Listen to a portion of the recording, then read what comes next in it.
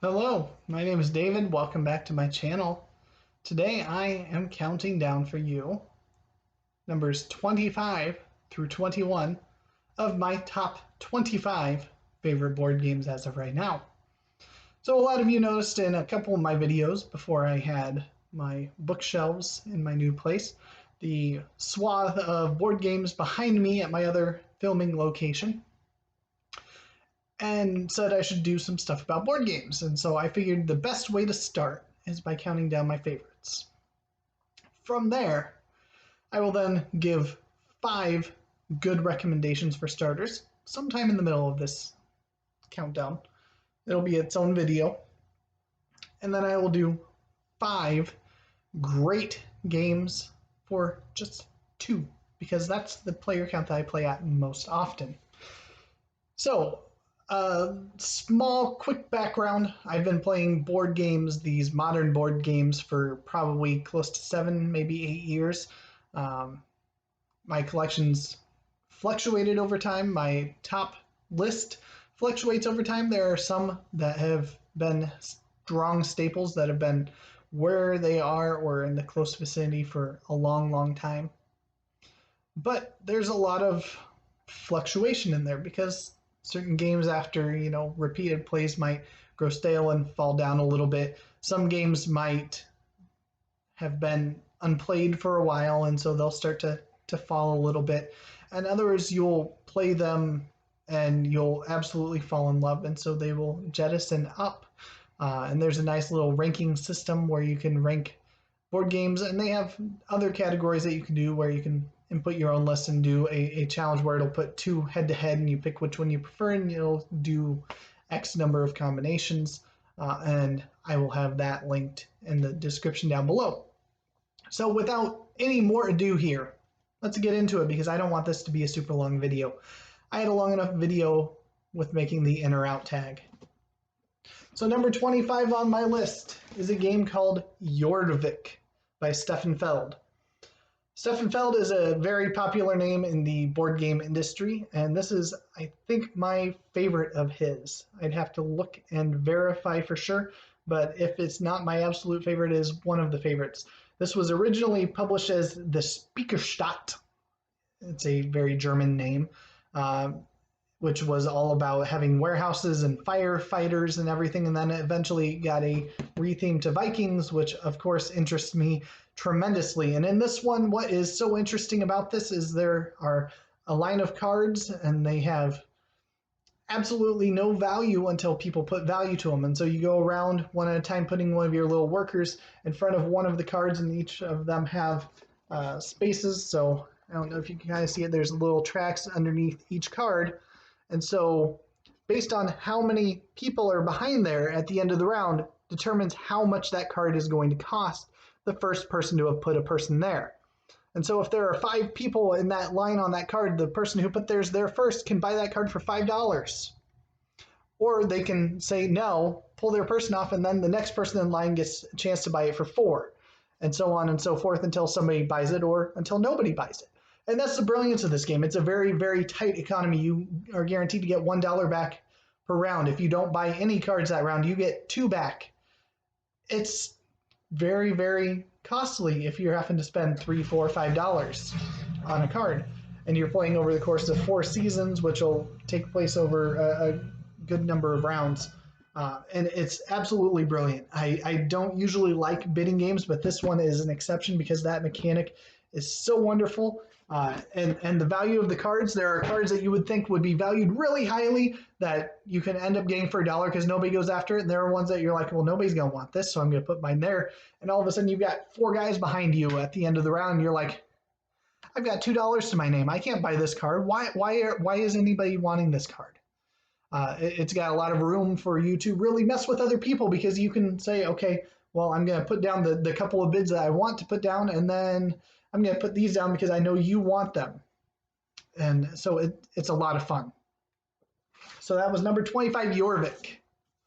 Number 24 is Pax Transhumanity. I think it might be one of the smallest boxes. This is a very tiny box.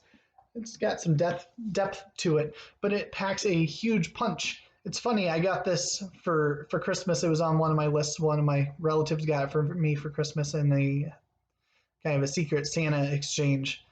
So they shopped off my list, and when I opened it, my wife looked at me and she was like, "That's all it is? Is that what you wanted? Is that all they got?"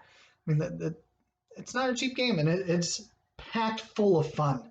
I've played it a couple of times now. I've played it once on my own. It does have a solo mode that I did enjoy. I played it with a full set of 4 people, and in it there's another one. It's got a lot of cards, and so it's got rows of cards that you can buy and manipulate, and you've got to research technologies and put cubes out onto these technologies to get things to where they're viable to research and to develop for the benefit of humanity, and you're trying to solve problems. And the real crux of this and all of the PAX series of games is that you don't know what's going to be worth anything at the end of the game when it finally gets to its end at an unknown point in time. You know what will cause the trigger to happen, but you don't know when it's going to happen, and you don't know what's going to actually score until that does happen, because there are 6 different possible combinations of what can possibly be worth points for you at the end of the game, and at most only 2 of them are going to be valid at the very end of the game. And that's the brilliance of this, is it's a whole lot of jockeying and trying to do things. And I won the 4-player game that we had with, I think, a score of 2. It might have been 3. It was very, very low scoring because most of what you're doing, you don't know if it's going to score points, and only a couple things will score points. But it is packed full of such great, meaningful decisions. This is not one I would recommend to somebody brand new to board games, because it is going to make your head hurt in such a good way. And I love it, and I think with more plays, this one could go even higher. This is a wonderful game. That's Pax Transhumanity by Matt Eklund. Number 23 is a game that used to be much higher on the list. And there's a reason why it's fallen down a fair amount. And that is Great Western Trail by Alexander Pfister. Alexander Pfister is one of my favorite designers of board games. Great Western Trail was a top 10 game for me for quite some time. So this one, you've got a map, and so you've got a trail that you're following along here, and there's buildings along the trail, and it starts with 6 at the beginning of the game, and people can build extra buildings along there, and you can only move so many spaces along the path and on your turn, and you do the action of the building that you land at, and ultimately you're going to get up here to where you're delivering cattle along your trains to make money and to unlock extra abilities and powers on your board that you're able to do. You're able to buy more cows, which go into your hand or into your deck. So this is a little bit of a deck building to where you're buying cards that go in there to make your cards more powerful. So you only start with 1s and 2s in there, and you can get 3s and 4s and 5s to make it, because when you get to the end, whatever you have in your hand is the value you can deliver, and you'll have 4 cards in your hand at the start of the game. You can get it up to 6, and any that are the exact same cows only count the 1 time. So if you end up at the very end and you've got 4 cards and you've got 2 green cows and 2 white cows, that's a grand value of 4 instead of 8, because they don't want duplicate cows going on this train to be delivered to that city that you're delivering to. And that's the crux of it. You've got a little timer here, so each round, as you get there, you're going to be pulling off more things from a pool to add into there for people that you can recruit onto your board to give you stronger actions, better actions. It's absolutely brilliant. I just played it this last weekend with the expansion for the first time. Didn't like it as much with the expansion. This is a very solid game with the base game. The only reason why it's this low on the list is because there's a game that's kind of taken its place higher up on my list that I will not be talking about tonight. Next, we have number 22, Lignum by Alexander Humer. This is the only game published so far by Alexander Humer by Capstone Games, which is one of my favorite companies. They just announced that he's got a new game that will be coming out. You better believe I'm interested in checking it out. This is all about chopping wood and delivering it. So you've got a circular path of actions, and you're going on there collecting workers and wood and tools, and at the end you're going to store that wood and cure it and transport it to be able to make money, and it's really, really tough to do all of the things that you want to do. The really clever thing is there's about 20 action spaces around there, and you can go to any space on there that you want. But once you've gone to, say, space 12, you can no longer go back to 11 or 10 or 9 or any of the ones further behind you. But the people that are behind you can keep going, crawling along, and hit everything along the way. But if you race ahead, you can for sure get the things that you want before things are taken. And that's the dilemma in there over the course of the multiple seasons, and how to transport things effectively and to feed your people at the end of the rounds. And the only reason it's this low, it used to be, I believe, a top 5 for me at one point in time, is it's been probably 2 to 3 years since I've last played this. Something I plan to fix this month if I can. This is a great game, and I imagine once I play it again, it will ratchet right back up to where it belongs, a little higher up. But I just couldn't justify it because, for whatever reason, I haven't pulled it off the shelf. I don't know what I'm doing. That's a sign that you have too many games that you want to play. And number 21 is also another game that should be higher up, could be higher up, but it's been a while since I've played it. It's one that I'm not even sure I could convince my wife to play because she hates games that are just cards competing one person against the other. But this is by far the best 2-player head-to-head card game that you can ever play. Android Netrunner by Fantasy Flight Games. So it was designed by Richard Garfield, the guy that made Magic the Gathering. And this is what they called a living card game. So it had this, which is the core set, and then it released little expansion packs along the way. And those will expand your card pool. And there's 2 sides. There's the corporation, and then there's the runner. And the runner is trying to break into the corporation to steal their agenda cards, which are the only cards that have point values on them. And these are only in the corporation's deck, so the corporation is also trying to play them out and have them hidden and protected long enough to get them to score. And so it is a very cyberpunk theme where you're hacking into systems and fighting against ICE to try to get past them in order to steal those agendas and score points. And it is absolutely brilliant because both sides play so differently, and it's so fun. It's unfortunately very out of print.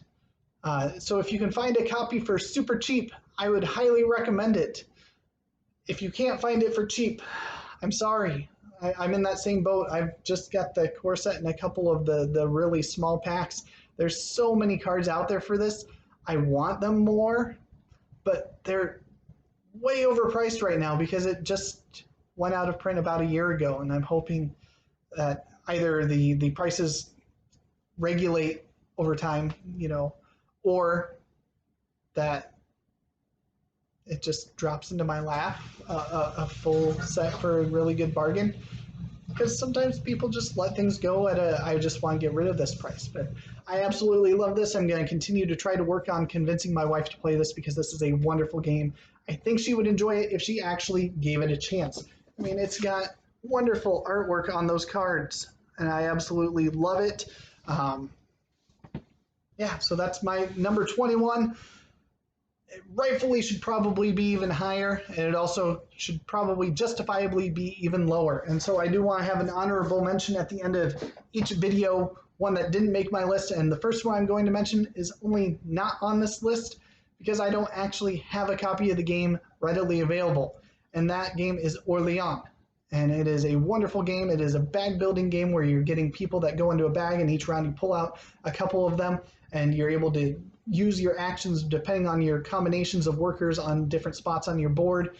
And it is bloody brilliant. It is a wonderful game.